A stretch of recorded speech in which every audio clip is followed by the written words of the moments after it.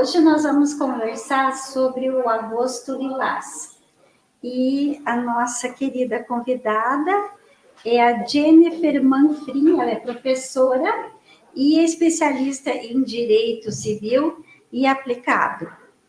Então, professora, basicamente esse Agosto Lilás, ele começou por um projeto de lei em 2022, do estado do Rio Grande do Norte, e depois se espalhou para o Brasil todo, e eu acho que até o mundo todo, né, que está consciente do que é esse Agosto Lilás, por meio da Lei Maria da Penha, que é a base desse projeto de lei que nos trouxe mais o pensamento de instrução do que é a violência doméstica e como a mulher pode entender o que é essa violência doméstica.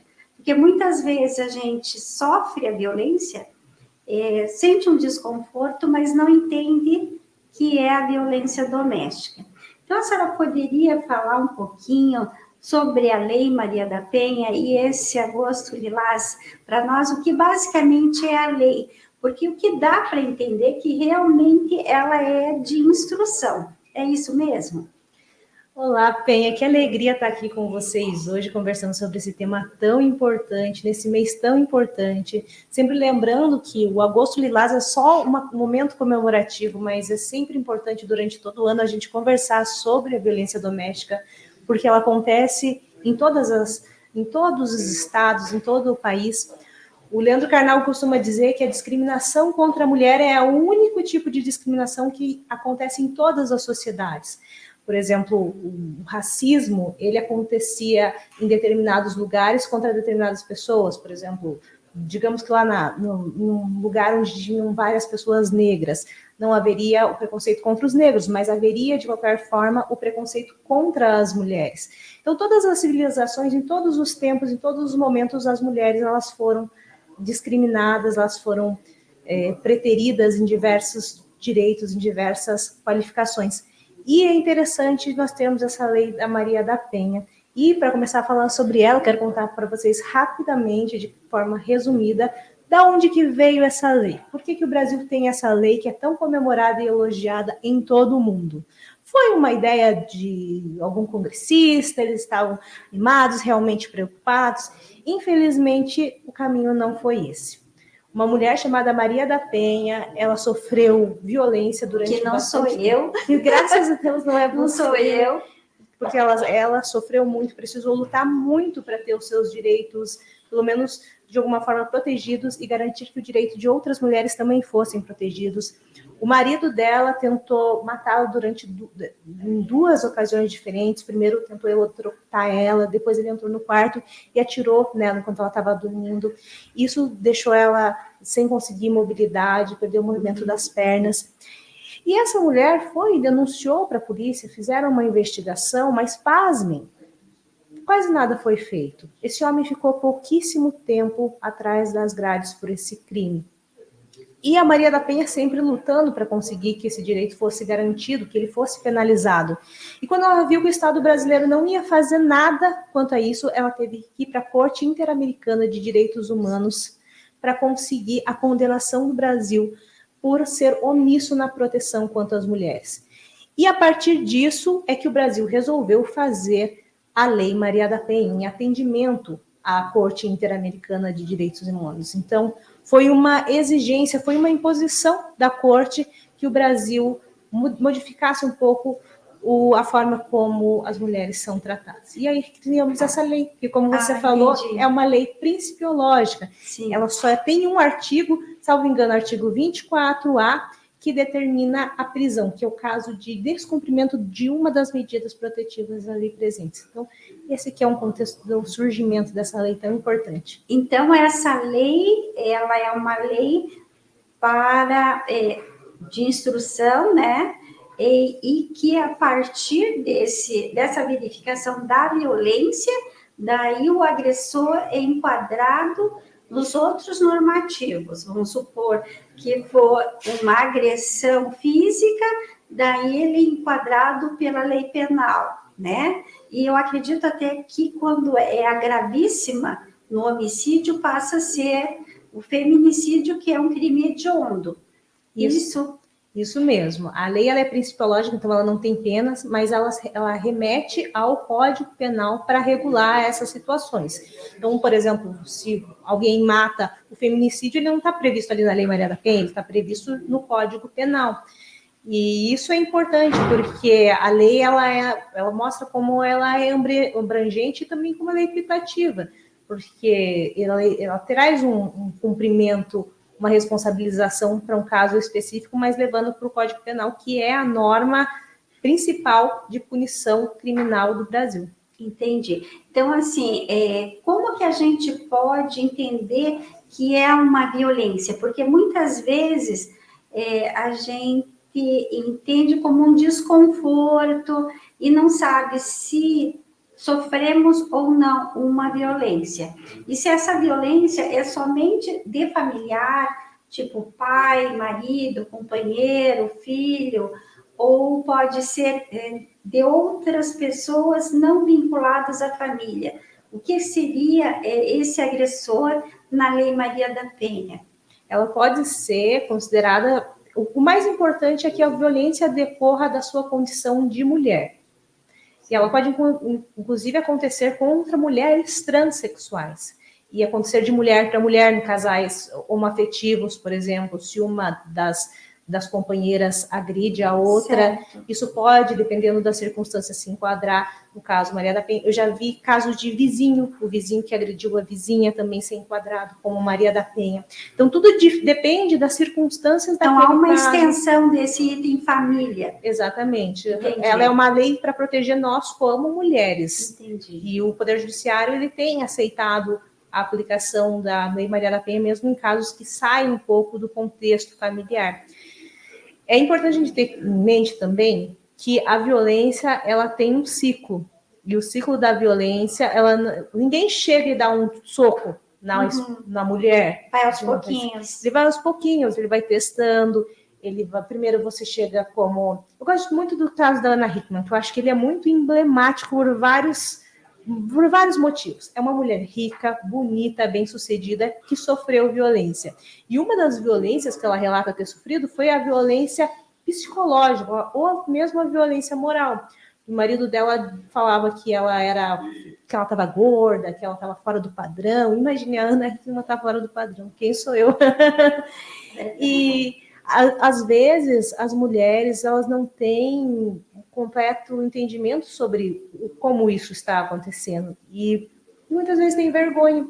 Isso. E aí é que está o ponto principal. A partir do momento que uma mulher bonita, rica e bem-sucedida como a Ana Hickman vem e fala eu sofri violência, todas nós podemos estar prestes ou sofrendo esse tipo de violência e não é razão para ter vergonha nenhuma.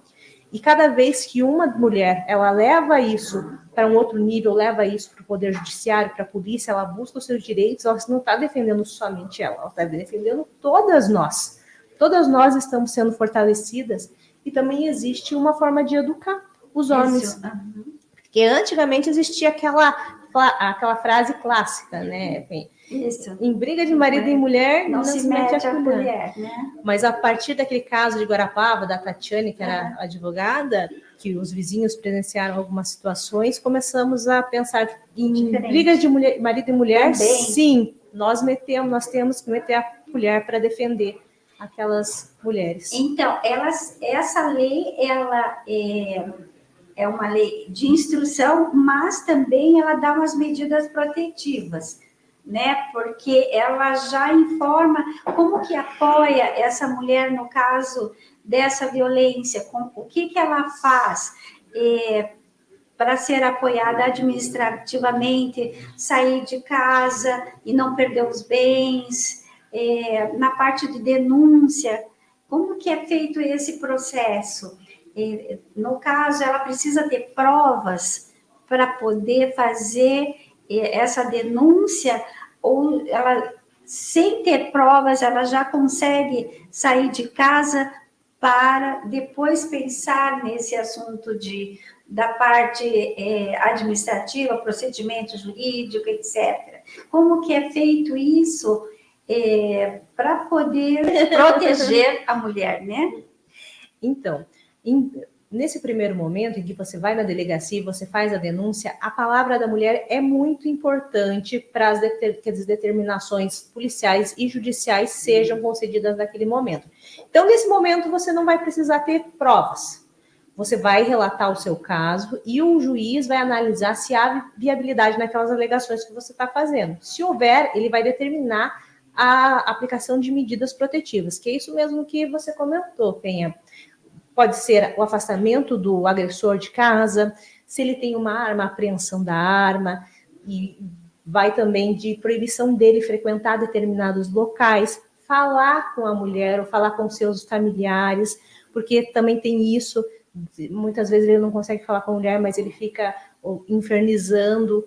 E eu falo aqui ele, gente, por uma forma genérica. Claro, como eu falei anteriormente, pode ser ela também, né? Uhum. Mas ele fica infernizando a vida daquela família, fica ameaçando. Então, existem essas proibições. Essas são algumas das medidas protetivas que são concedidas. Proibição de ir em alguns lugares para não ofender, não prejudicar a vítima. Teve até um caso recente de uma empresa que eu não sei por que cargas d'água, eles tinham uma funcionária e ela tinha sofrido violência doméstica e eles contrataram o agressor para trabalhar no mesmo setor que ela. Essa empresa ela foi condenada, né? Porque ela rescindiu o contrato de trabalho, porque ela se existia uma medida protetiva de afastamento. A empresa coloca no mesmo setor para trabalhar com ela, e isso, obviamente, ela estava trabalhando com medo. E quando ela relatou esse caso para os superiores dela, eles não fizeram nada. Então, tem essas circunstâncias também. Então, as medidas protetivas são... O juiz ele pode aplicar todas aquelas medidas protetivas que ele entender cabíveis para a proteção daquela mulher. Nesse primeiro momento, quando chega essa notícia para o Poder Judiciário, as informações são bem escassas. Você tem um boletim de ocorrência ali, com exceção, claro, quando acontece alguma coisa mais grave e tem uma tentativa de homicídio, por exemplo, você vai ter que determinar a prisão preventiva, a conversão da prisão em preventiva. Mas, no geral, quando a violência acontece de uma forma mais leve, digamos assim, ela vem com informações muito rasas. E o juiz ele tem que decidir a partir daquilo. E, se pensar bem, é melhor garantir, é melhor prevenir do que remediar. Sim. Nesse caso, né? Até porque, se eu determinar que ele se afaste da mulher por determinado... a princípio, não tem nenhum grande prejuízo deles ficarem separados, né? Então, tem isso. Quando vai para o judiciário, daí, para ele fazer a aplicação, para ele julgar esse caso, que daí a instrução probatória, ela é necessária. E daí a pessoa tem que trazer tudo que ela puder para comprovar que aquelas violências aconteceram. Mensagem, foto, vídeo, prontuário médico, porque muitas vezes essas mulheres elas já sofreram antes. Eu trabalhei em um caso que a moça, ela pediu medida protetiva, ela morava em uma cidade com o marido e ele agrediu ela. Ela pediu medida protetiva e veio para Curitiba. Ele veio atrás dela, falou que estava arrependido, o ciclo de violência. Vamos ficar juntos, eu estou muito arrependido e tal. Ela voltou e ele cortou os dedos dela. E eu sei que em um primeiro momento nós pensamos, nossa, mas por que essa mulher voltou com esse cara? Mas é que as prisões psicológicas, elas são muito mais fortes do que qualquer prisão física. Às vezes você está tão preso psicologicamente naquilo, eles tinham filhos, e ela não queria que os filhos ficassem sem pai. Isso é um grande problema, porque eles vão ficar sem mãe em algum momento, se esse ciclo não... E a gente vê tanto caso, né? Exatamente, se não for interrompido. Nós vemos tantos casos assim, né, Penha? Sim. Na televisão, direto. E crianças ficando sem a mãe porque não tomou uma atitude antes. Não houve a prevenção, sem mãe, né? E sem pai. Exato.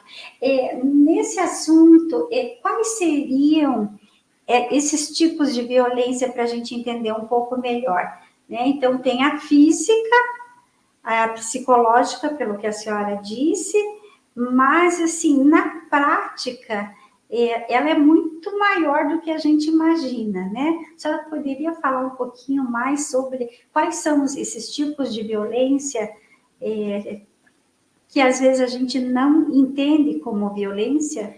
Sim, tem a violência, como você falou, a física e a psicológica, que são as mais comuns, mas tem a violência também moral, você falar mal daquela pessoa, você diminuir a moral dela, você rebaixar ela de alguma forma. Tem também a violência patrimonial, e a violência patrimonial é bem ampla. Vai de você, dele pegar o teu cartão e falar, você não vai poder comprar o que você quer com o seu dinheiro, até você trabalhar com ele e ele não te pagar, não te remunerar, porque você já tem casa, já tem comida, você não precisa, eu administro melhor o dinheiro. E também tem a violência sexual. Do Código Civil diz que um dos deveres do casamento seria você ter intimidades com o seu parceiro, mas isso não é uma regra, isso não pode ser uma obrigatoriedade, porque ter relações sexuais não é uma obrigação do casamento, é importante que a gente deixe isso claro. Então, quando você é forçada a fazer algo que você não quer naquela relação, isso é uma violência, uma espécie de violência sexual. Da mesma forma, fazer sexo sem camisinha, sem proteção, isso também é um tipo de violência sexual. Tudo que agrida, tudo que você se sinta incomodado, que você faça de uma forma coagida, é considerado uma violência. Professora, no caso assim, como a gente já viu em notícias, em ônibus, né? Que até em algumas cidades tem o metrô rosa, no caso de aglomeração, que a mulher se sente molestada, alguma coisa assim. Também seria um tipo de violência? É um tipo de violência contra a mulher, a importunação sexual, e o estupro e diversos outros fatores. A diferença, acho que primordial desses dois institutos é que as medidas protetivas elas já não são aplicadas da mesma forma. Por exemplo, a pessoa que passou a mão em você no metrô não vai morar na mesma casa que você, então não faz sentido a gente colocar uma medida protetiva de afastamento do lar, por exemplo, ficar 100 metros, em regra, aquelas pessoas elas têm que ficar longe, mas não deixa de ser uma violência contra a mulher. E se existe a chance dessa pessoa voltar a delinquir, porque, por exemplo, aconteceu em um lugar que vocês dois frequentam, é possível a aplicação, sim, de uma medida protetiva. Então, todos eles se enquadram na violência contra a mulher. Sim. Eles não são violência doméstica, mas são violências contra a mulher, e dependendo do caso, você pode sim aplicar os... Que há uma analogia, então, da Lei Maria da Penha referente à violência doméstica para a violência no geral. Posso entender assim? Pode, porque a Lei Maria da Penha ela vem também para proteger as mulheres, né, de uma forma geral, como eu falei para você. Eu já peguei um caso de uma vizinha que apanhou do vizinho. Sim. Eles não havia uma relação doméstica, mas foi aplicado a medida protetiva para que ele se afastasse, para que ele não pudesse andar a 100 metros perto dela. E, inclusive, ele teve que se retirar da casa dele, que eram vizinhos de muro. Uhum. Então, dependendo do caso concreto, sim, pode ser aplicada a Lei Maria da Penha. Dependendo do caso, você vai aplicar o Código Penal ou alguma lei esparsa. Uhum. Entendi. Assim, de imediato, que se eu sentir incomodada e perceber que realmente é uma violência, daí eu entro com os pedidos protetivos da Lei Maria da Penha, mas de imediato tem um canal, um telefone que eu possa me garantir o meu bem-estar, a minha proteção. Em regra, você pode ligar para o 180. É um canal específico para isso? Isso, para denúncia. Mas caso você, por exemplo, não lembre esse número, do número da polícia, liga para a polícia. Pode ser. Sim, a polícia também atende esse tipo de situação. Você liga para qual...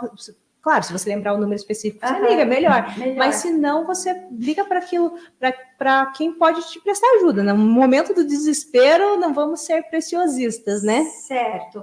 E assim, quais seriam os órgãos que eu poderia entrar em contato em caso de violência? Se você tem condições Depende da situação, né? Sim. Se você está ali apanhando, por exemplo, você liga para a polícia. Certo. Direto. De imediato. De imediato você chama a polícia para resolver. Mas, por exemplo, você está sofrendo outros tipos de violência. Eu sempre recomendo que procure um advogado. Não tenho condições. Procura a defensoria pública para que você não vá ali também para a delegacia sozinha. Mesmo hoje tendo delegacias especializadas, não em todo o Brasil, mas aqui em Curitiba, por exemplo, temos delegacias especializadas, onde as pessoas são treinadas para atender esse tipo de procedimento.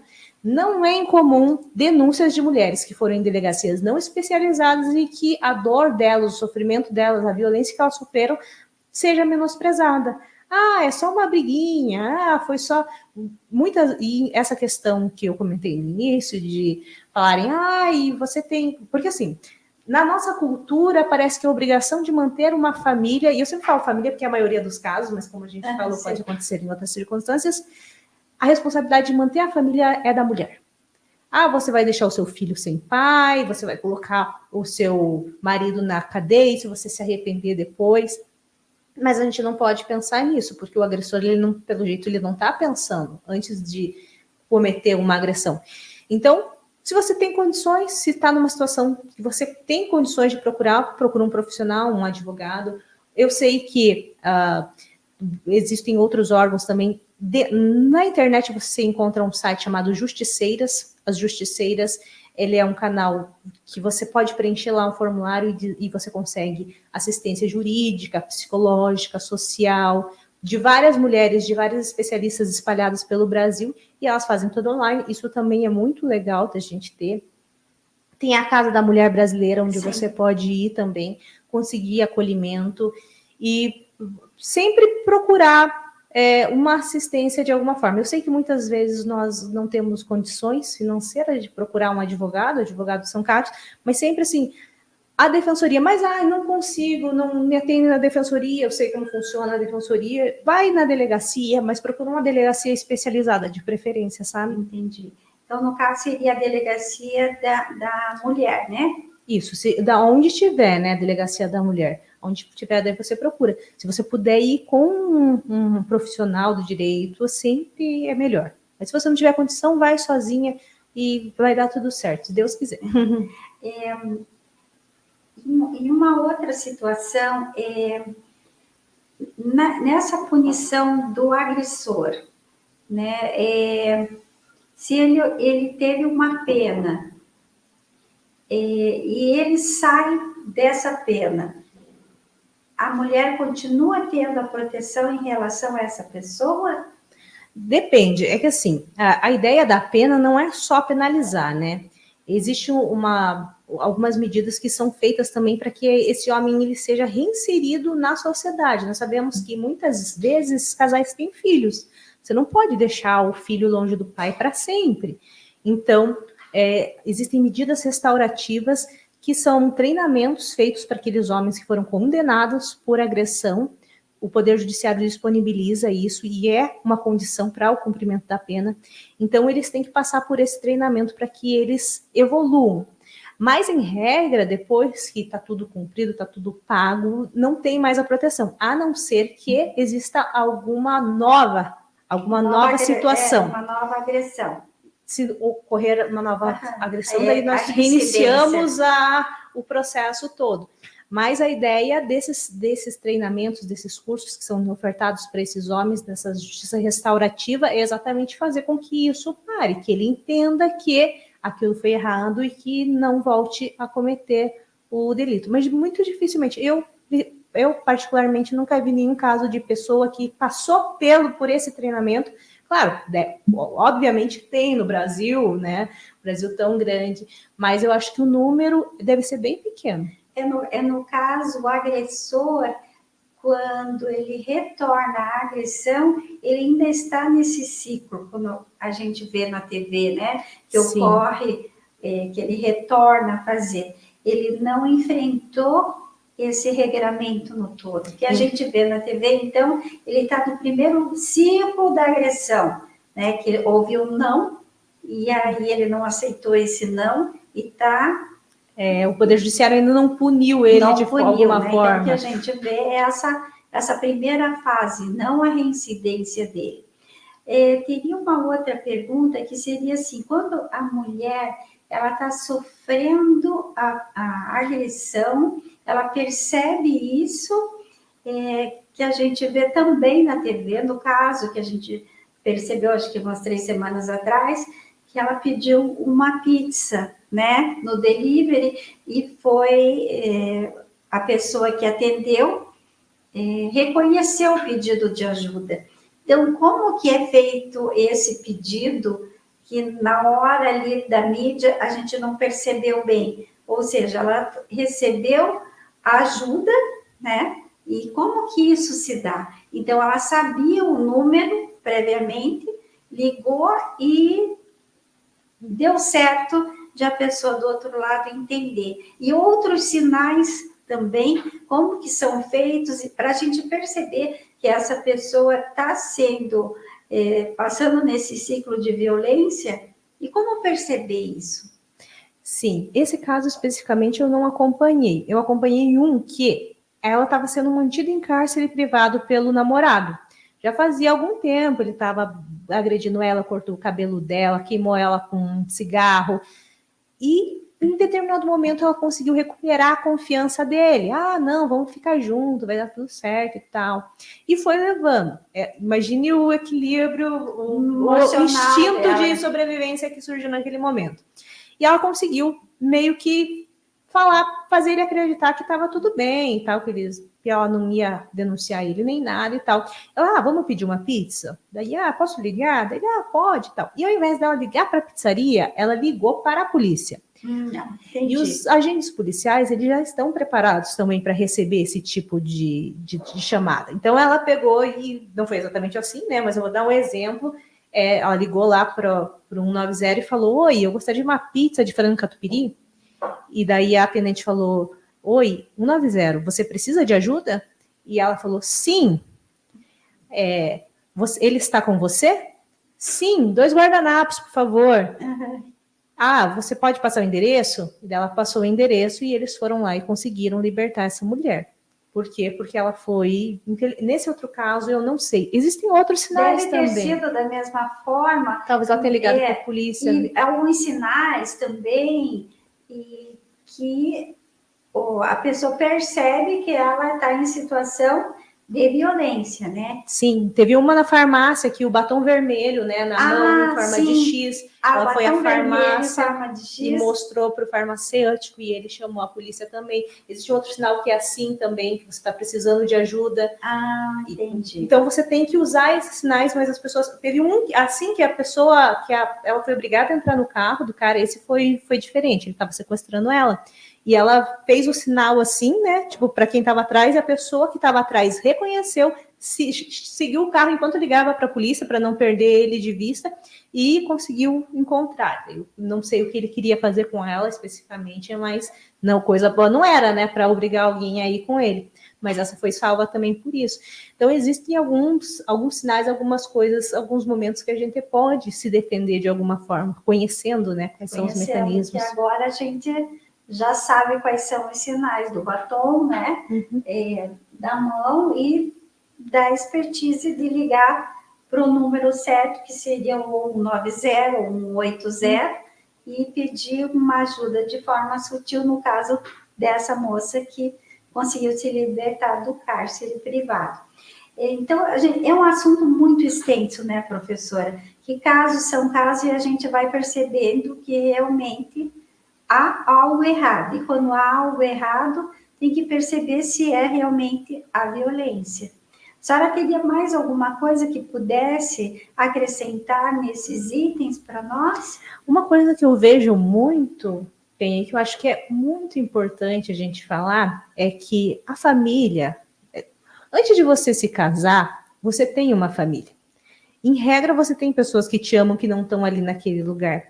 E muitas vezes essas pessoas viram as costas quando você está sofrendo esse tipo de violência. Ela está com ele porque quer. Se você puder, você que está ouvindo, e tiver uma situação dessa de alguma, sua irmã, sua prima, está sofrendo isso, acolha ela na sua casa, acolha ela com seus filhos. Às vezes a pessoa não tem dinheiro, ela não tem para onde ir. e ela fica naquele relacionamento. E muitas vezes a pessoa depois acaba sendo assassinada e a família fica lá, ah, meu Deus do céu, mas que triste. Todos nós podemos fazer alguma coisa, nós não podemos nos acovardar frente a esse tipo de coisa, até porque as pessoas são as pessoas que a gente ama, então se a gente pode proteger de alguma forma, eu acho que isso é muito importante falar, sabe? Se você tem alguém, conhece alguém que você pode ajudar, mesmo que, puxa, vai ter que dormir no sofá, vai me incomodar por um tempo, puxa, coloca ela na sua casa, é melhor do que você perder aquela pessoa que você ama. Vamos acolher e apoiar, né? Exatamente. Porque para evitar algo mais grave para frente. E às vezes a pessoa que está do lado de fora sabe que o seu parente ou sua amiga está passando por esse ciclo, né? Sim. E às vezes a gente precisa alertar, dar apoio, dar acolhimento, e pouco a pouco ela pode perceber, porque como você disse, né? Esse ciclo que vai na violência, volta para o amor, vai na violência, volta para o amor, e tem todos os outros itens que são os filhos, o trabalho e, às vezes, a vergonha de estar passando por essa situação, né? Sim. Porque os dados informam que agora em 2004, 36% a mais do que o mesmo período do ano passado chegaram as denúncias nos canais informativos da Lei Maria da Penha sobre a violência. Então, significa que esse agosto lilás está sendo muito instrutivo. Cada vez você sabendo, conhecendo, entendendo o que é a violência, às vezes não é aquilo, será que é ou será que não é? Então, pouco a pouco a gente estava entendendo, porque anteriormente, como a senhora disse no começo, né, não havia denúncia, né? Havia vergonha da denúncia. E hoje, quando a gente para pensar, a gente entende, nossa, realmente houve uma violência patrimonial, houve uma violência psicológica, houve uma violência moral, porque a física é mais intensa, né? Mas essas outras que não são percebidas muitas vezes, como a patrimonial, né? Que às vezes o homem ou a mulher mesmo vende o teu patrimônio, né? Ou você não recebe pelo seu trabalho, né? Ou aquelas palavras que diminuem você moralmente são violência, né? Então você tem que entender primeiro o que é violência para depois poder sair desse ciclo. Porque, na verdade, os dois estão no ciclo, né? Uhum, a família toda está no ciclo. E todos sofrem. Todos sofrem, né? Então, muito obrigada pelo esclarecimento. Foi, assim, extremamente muito bom entender o que é essa proteção da mulher, o que é a Lei Maria da Penha, o que é violência, o que é o ciclo, o que a mulher, às vezes, sofre e não sabe que sofre, né? E poder denunciar, poder ter o apoio, os canais de denúncia e todas essas instituições que podem te acolher, né? Muito obrigada. Com certeza, muito obrigada, Penha, muito obrigada por vocês que assistiram e compartilhem esse conteúdo, compartilhem essa informação que eu acho que pode salvar vidas. Muito obrigada. Se tiverem dúvidas, é só enviar um e-mail para o site da Fraternidade que a gente pontuará a resposta para vocês.